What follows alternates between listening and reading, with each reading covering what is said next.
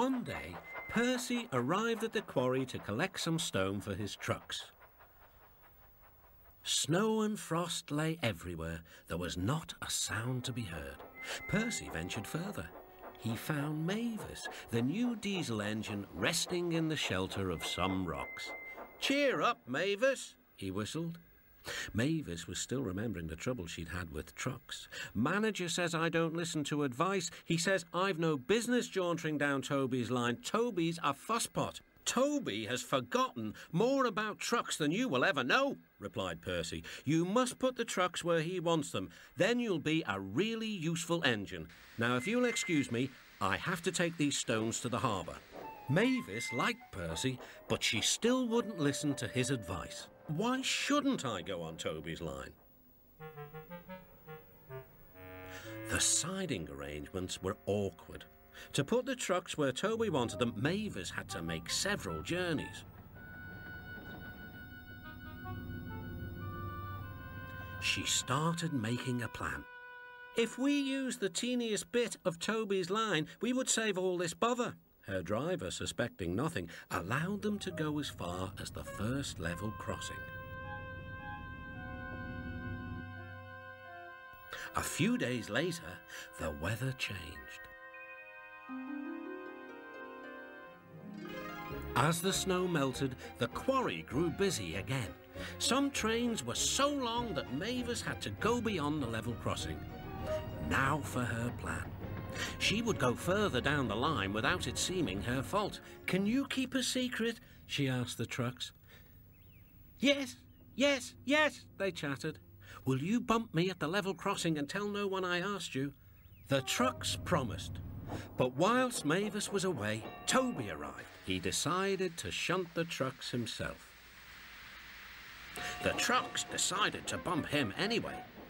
They reached the level crossing and Toby's brakes came on. This was the signal for the trucks. "On, on!" they yelled.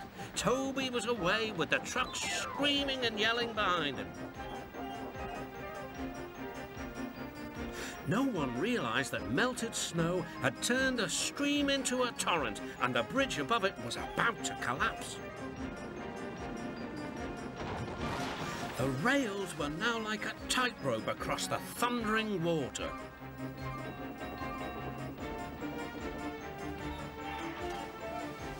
"Stop! Stop!" cried Toby. His driver fought for control. They came nearer and nearer to the bridge.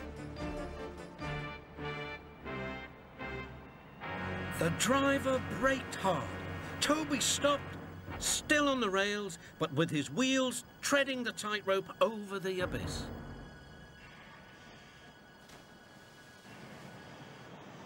Mavis was horrified and quickly came to the rescue.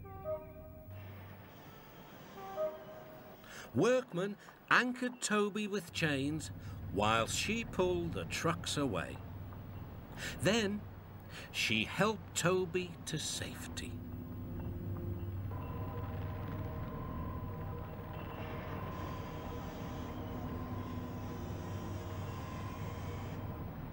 "I'm sorry about the trucks," said Mavis. "I can't think how you managed to stop them in time."